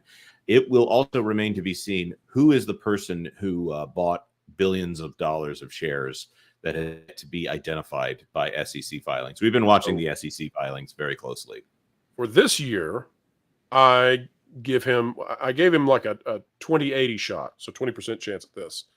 After Kramer voiced his support for him, I'm going to bump that up to 30 to 35 because, like Jonas said, we don't know who is this massive buyer that is allegedly out there. So I'm going to put it at 35. Next year, my calculus changes dramatically because I think Disney has blown everything in the tank to get through this vote, and there is going to be a reckoning for the rest of the year. That's right. He's like Ron in the climax of Sorcerer's Stone has put himself into a place to try to get the checkmate, but I don't think that he's done it. And I'm talking about Iger here. I don't think that they have what it takes to win the match there. I think David Lopez. Sorry. I think what I want to see is how many votes he gets this time around. Obviously, we know how many votes he got during the last annual meeting here. If he's moved the needle quite a bit, that really does increase his chances for next year, even if he's not elected this year. Yeah, and one thing I'll add is obviously there's some kind of Q&A that's going on March 7th, which happens to be during the Pro Show, by the way. So stay tuned for that. Sorry, March 5th is the Pro Show, and then March 7th is That Park Place Live. March 5th, Bob Iger is doing a Q&A at the Morgan Stanley conference, and they're advertising it beforehand this year. Last year was the one where he made the comments about how he had seen the Acolyte, and it was dynamite, causing a whole unusual set of fallout. It's dynamite, all right. It's dynamite, all right. Right. So Iger's got a town hall, and then Pelts has a town hall on the 7th. That also happens to be days when WDW Pro and also That Park Place are doing live streams. So stay tuned there. David Lopez for $5. Has anyone played Penny's Big Breakaway, one of the greatest 3D platformers ever made? That's brand new, isn't it? I have not played Penny's Big Breakaway, but I love 3D platformers, so I would be up for it. I'll check it out. Yes, sir. Let's see here. Yep, and that is a brand new game. I have not got the chance to play it yet. Packing Protons for $10. Wall Street lives in the now and such a gung-ho lifestyle. I'm surprised they know where they are half the time based on trading spaces. They don't pay attention to this like we do, nor have the time. Yep. A lot of them are drive-bys. They're a lot like the media, and they can't be focused on a single company because a single company will not be something that they can invest all of their money in and have a good time. So they can't go as in depth as we can on the Disney company. Pro, that's right. That's why we're here. Bring the show to you. Let's get to our last story here. Wait. Yeah. Shrebbles, member for 10 months. Hail WDW Pro, Jonas J. Campbell, and panel. Hello there, Shrebbles. Good to see you, sir. It's always nice to have he who turns me into butters once a week. All right. Let's get to the topic. Here it is, folks. This breaking 15 minutes ago. And we're here to cover the news as it breaks. Superman Legacy gets title change from James Gunn. as we read this article, and I am going into this blind, folks, please remember that we did a video just recently that Marvel moved, let's see, I think it was Blade. I think it was Blade and something else. They're moving stuff out of the way to get out of the way of James Gunn and Superman Legacy because they're afraid of it. And that needs to be noted. I know a lot of people out there are cynical about whether or not Superman Legacy is going to be successful, whether James Gunn is actually doing what he needs to do to make these things work for the DCEU. But Marvel is scared. That's what their actions point towards. Here's what the article says by Aaron Couch. The filmmaker shared the news on the first day of filming. Drop the legacy. James Gunn revealed that his new Superman movie will simply be called Superman. Writing in a post celebrating the first day of filming, when I finished the first draft of the script, I called the film Superman Legacy. By the time I locked the final draft, it was clear the title was Superman, making our way to you, July 2025. Now, I suspect that Superman Legacy has gone away because he's hoping the controversy has faded away regarding Henry Cavill. Let's scroll down here now, though, and we've got our first image, this shared on Instagram, of the Superman logo, the image from the suit, and it does look like it's game on for James Gunn, but officially here, folks, you're hearing it, that Superman Legacy is gone. Superman is all there is any longer. The cast includes Skylar Gisondo, Sarah Sampaio, Eddie Gathagi, Terrence Rosemore, Anthony Kerrigan, Isabella Merced, Nathan Fillion, and Maria Gabriela de Paria. And Isabella, by the way, apparently there was some fake news going around on social media about something she had said. I accidentally posted that, and I issued an apology. She apparently did not say that Lois Lane is the real protagonist of the movie. And so I had posted that from someone who had also sent it out there onto the web, but it was incorrect. So, panel, your thoughts on Superman Legacy. Now, Superman, Tom, I bet you've got some serious thoughts on this. And do you think that Marvel should be worried about James Gunn helming the DC comic superhero movie universe? I am liking the look so far. I know some people are not a fan of the Kingdom Come / Fleischer S looking S, but I don't mind it so much. There is another picture here. I don't know how legit it is, but I also shared it out on my Twitter. It looks pretty legit. Yeah, I'm kind of liking the look. Not so sure about the cape, but other than that, I don't know if you want me to bring it up here or not. Hang on just a second, Tom. I opened the wrong one that you sent me. Clicked the wrong one. No. Hang on just a second. Go ahead, guys. I'm waiting for that image. While you're doing that, I'd like to say that maybe Superman was the title all along, and they were titling it Superman Legacy, which is a dumb title. It's right up there with Superman Origins or Superman Evolution with generic titles, but like that they wanted to communicate the idea that this is an older Superman idea, not as in a young Superman, but an older Superman idea, something a little bit more hopeful, a little bit more positive, and that they intended to make this a more generic Superman title, as in a more safe, singular, yes, this is Superman all along. But they wanted to market the idea that this is a change before they came out with their actual film. I like bad day to release a Tron image, by the way. Yeah, because I don't care about that Tron image. I like the fact that this Tron is gone now. Nobody's going to pay any attention to Tron. It's all Superman for the rest of the day. That black hair and that spit curl, and there's only a certain number of formations of an S on a chest that you can really do. So I'm going to forgive them for the fact that this is the Kingdom Come S. At least it's another S and not something. I've always kind of liked it, but I know some people don't, right? Like it's just it's a matter of taste on this one, I guess. I don't have a problem with it. He's got kind of trunks as opposed to briefs on here, and I like this costume. I'm going to say something that is very unpopular. I did not watch Superman and like it when I was a kid. So when I came back to it, I got 45 minutes of boredom, and then Christopher Reeve showed up. I did not like the original Christopher Reeve Superman. It did not connect with me. There are things about it that I like. I know. I understand. I understand. So when every Superman film is Jonas's days are numbered now, folks. When every Superman film is trying to call back to 1977 Superman, it's like, okay, guys, I'm not seeing it. It's like Benedict Cumberbatch going Khan in the jail cell to me. It's like, okay, I don't get it. I don't get it. I knew who Khan was, by the way. I loved Wrath of Khan. I am loving, by the way, that Marvel has decided to destroy themselves. And that was fine, right? Superhero fatigue. We'll run that idea after we had Star Wars fatigue. I guess it's going to be Disney fatigue next.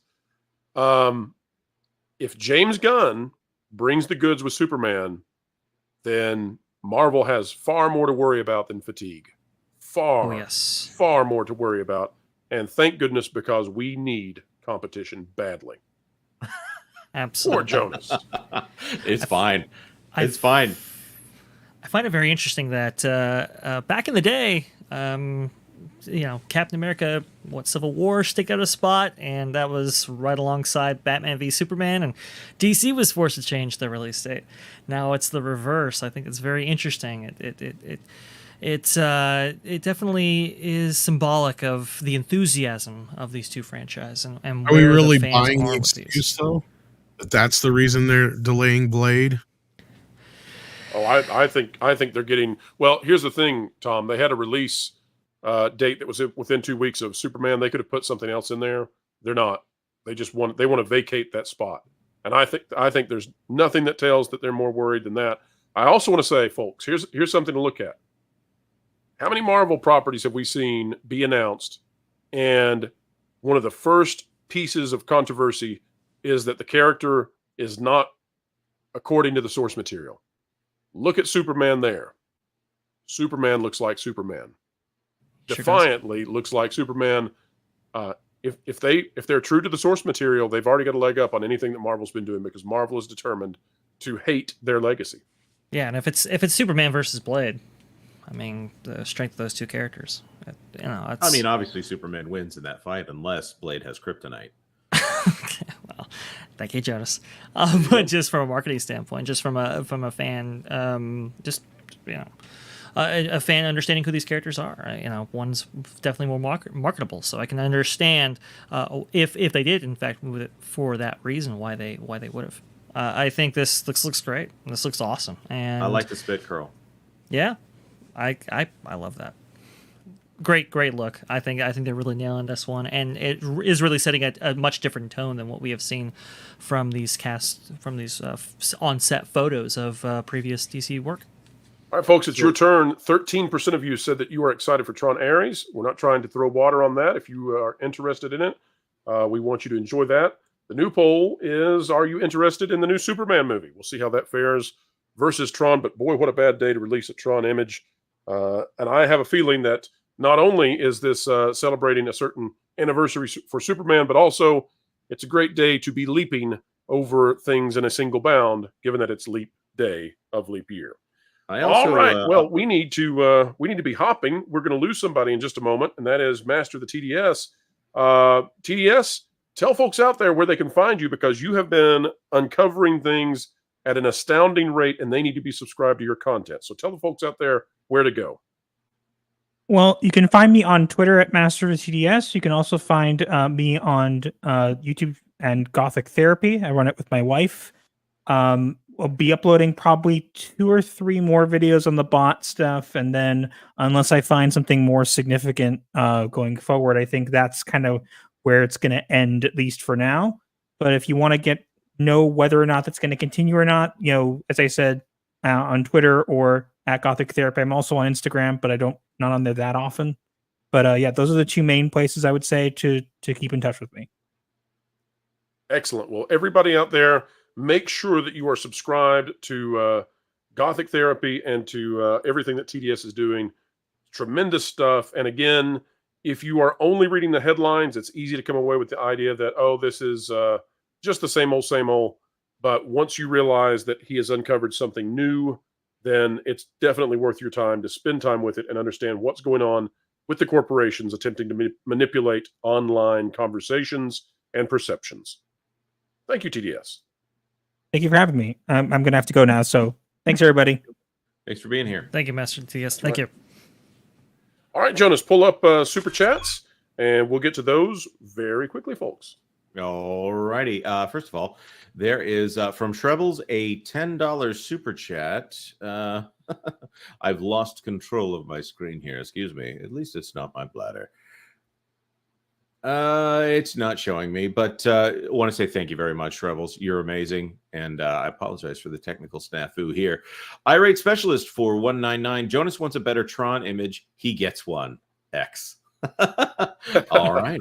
I'll go check that out in just a second. And Dave Van Horn, member for 4 months. The MCU is Ultimate Marvel Universe, not the 616. Aren't they 199999999 or something like that? Don't disparage the 199. We know who the 199 is around here. But they also claim that they're 616, don't they? Which is absolutely bizarre. Bizarre. All right, let's get to a brand new feature, folks. Today we have Patreon chats that are here. Jonas, you'll go ahead and pull that super chat down, please. Yep. Thank you so much. All right, folks, here we go with the Patreon chats. If you are a member of the Patreon, www.patreon.com/wdwpro, then every 2 weeks we're going to be doing Patreon chats, and these are fantastic. Let's see what they say. Destiny Captain says, I'm aware of the agreement between Marvel/Universal for the Florida character usage rights. I have long wondered how we get to a point where Disney gets to where it can use these characters in Walt Disney World. Could Universal simply reskin its attractions like Hulk to Green Lantern after a future agreement with another licensor? Vash, your maybe thoughts not on even that a one? licensor. Vash, what do you think?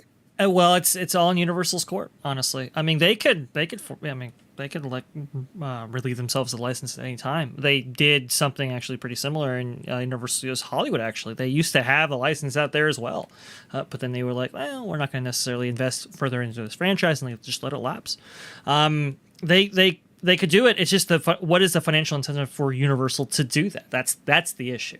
Currently, there isn't one. Every single time the MCU has a success, they benefit from it. So why wouldn't they do it? And they get to prevent Disney from using one of their hottest properties in their in their most profitable resort exhibition. So that is kind of the issue right now. It's going to be a large cash payout, probably. I mean, Big cash if it ever happens.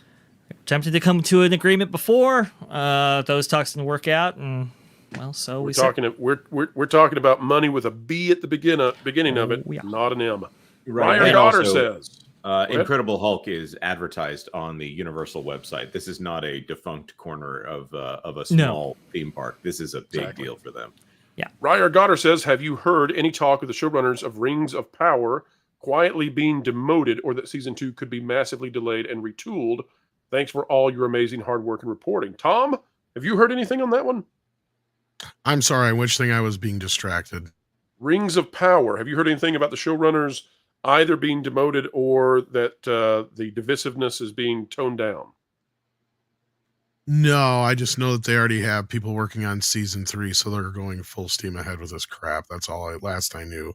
Well, the money was pumped in at the beginning, right? The investment happened in season 1, and then after that, there's very little cost because all the sets have been designed. Is that right?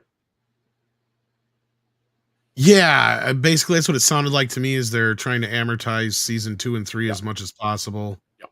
Basically. I have heard that rumor, though, that they've brought in actual showrunners so that there's showrunners in name only from those guys who actually ran the first season. Yeah, this was something we covered a while back, and I can't remember all the ins and outs, but yeah. We heard from one of our very best sources, one of the most highly placed sources we have, that Amazon has found a way around DEI issues by not measuring every single show, but rather measuring their entire roster of shows, and that's different than Disney. So that sounds to me like Bezos. I've heard that Bezos was actually embarrassed personally by Rings of Power. So we'll see what happens.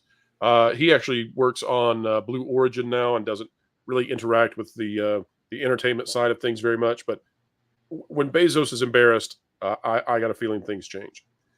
Kenneth Wiggins says, I am finishing your video on what and where you think AI can be used in entertainment in the future.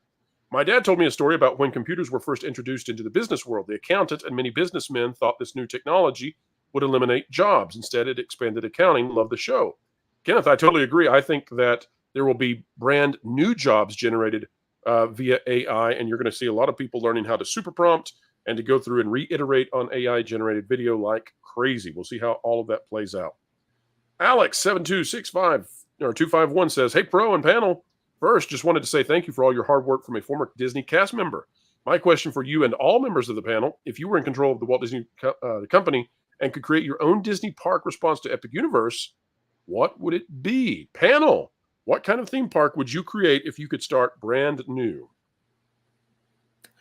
I think I would do a Star Trek experience, honestly, and I would kick out all the new Trek stuff. You know, Star Trek is actually a bright and hopeful universe, and there's not enough of that right now. And there's been some Star Trek stuff out there, but I have a feeling that we could do it right this time. Vash? Vash has left us. I believe he had an internet issue. Oh, poor Vash. All right. Well, my answer to that is that I would seek out gaming IPs and get license deals with those. I would probably. Sorry, go ahead. What's that? Well, Sorry, I would just realized this was specific to Disney. Well, I would probably. I thought you were going to make an acquisition. I would probably try to find some Disney stuff that can work well with the gaming licenses that you pick up. So I would do. I'd pull in the Wreck-It Ralph thing, even though the sequel was terrible, and I would probably theme those around some sort of nation kind of thing instead of lands, or instead of worlds. I would call them nations, and so each game would have its own nation. And you might call it something like Imaginations, or Imaginations Park. I don't know, but I would theme it around gaming. I think that's where things are going, and especially with the Fortnite situation, you could imagine if I was given the kind of budget that Tokyo Disneyland has to do a Fortnite world or Fortnite nation inside that theme park, you could go absolutely crazy with it. That's what I would do. Kathleen Morrison says, "Greetings. Do you think Bob wants the tradespeople union to strike in August to provide cover for his dismal year?" Mm-hmm. I think that is the most dangerous thing to the entertainment industry we are seeing, and I cannot imagine how much friction is about to happen, given that the Biden administration is seeking re-election, and the entire entertainment industry in California could go into total chaos if IATSE decides to strike. And I don't see any reason for them not to strike, because the AI Sora stuff threatens the very existence of their jobs. So I don't see any way to get out of this. Is This Live says, "I am increasingly thinking that Disney's playing a shell game to hide their true financials for as long as they can. Does the panel concur?"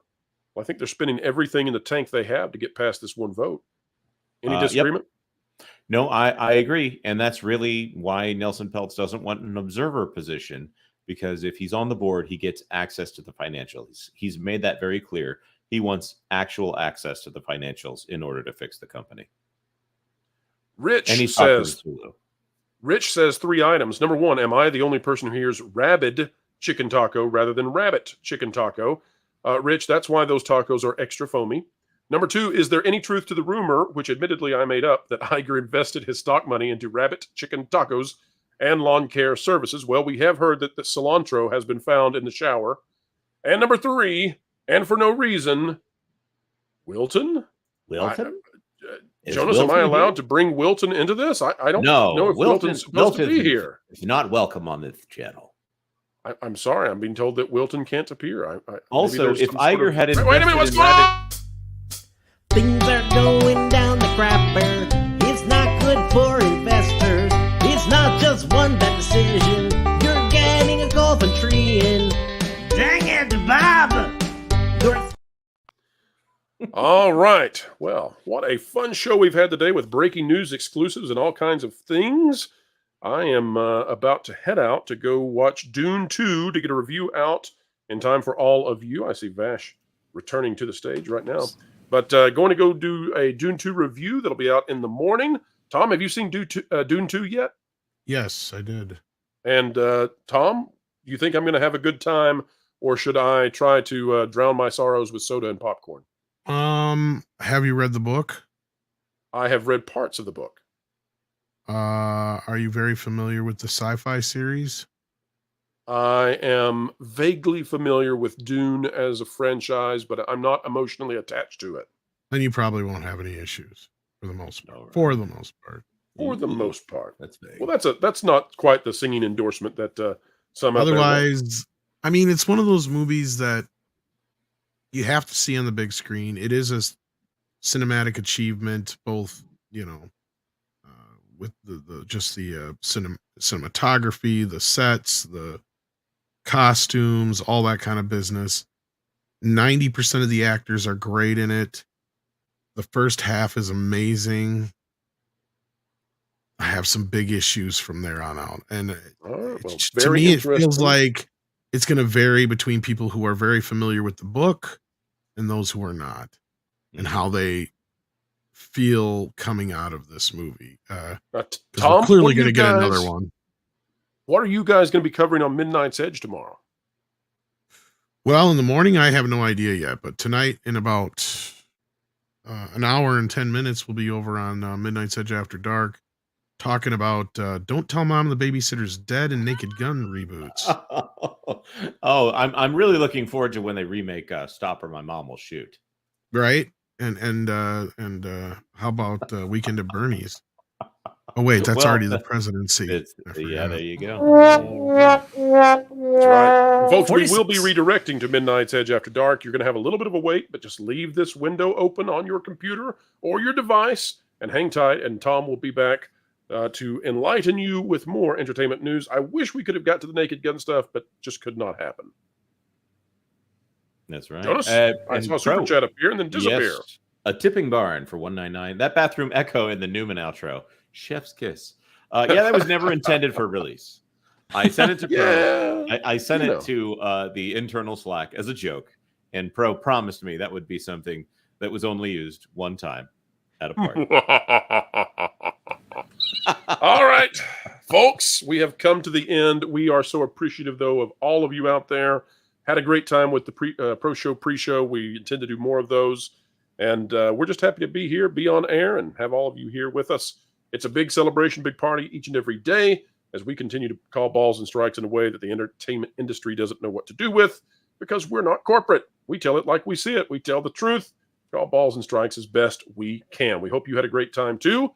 If you are not yet a member of the channel, then you are lonely out there not being green, and it's not easy not being green. So consider clicking the join button and make sure to check out all the great content coming out both on this channel and sister channel, That Park Place.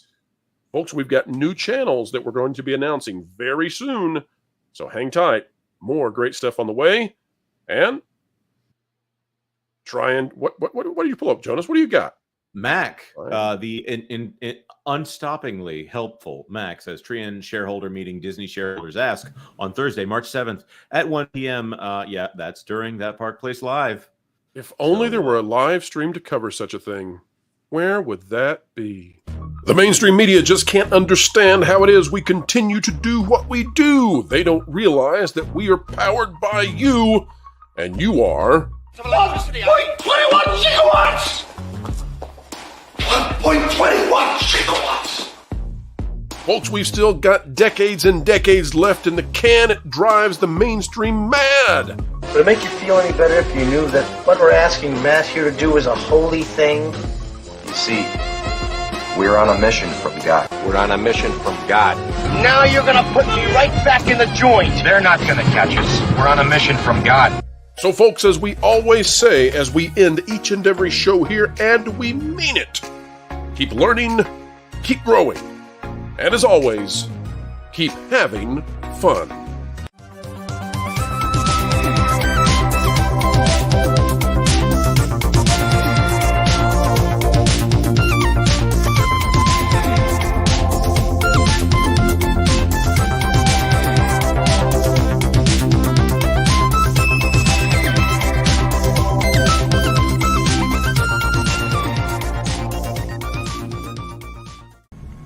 Every time they hit him, he stood back up again. So they hit him harder. Still, he got back to his feet. Standing man.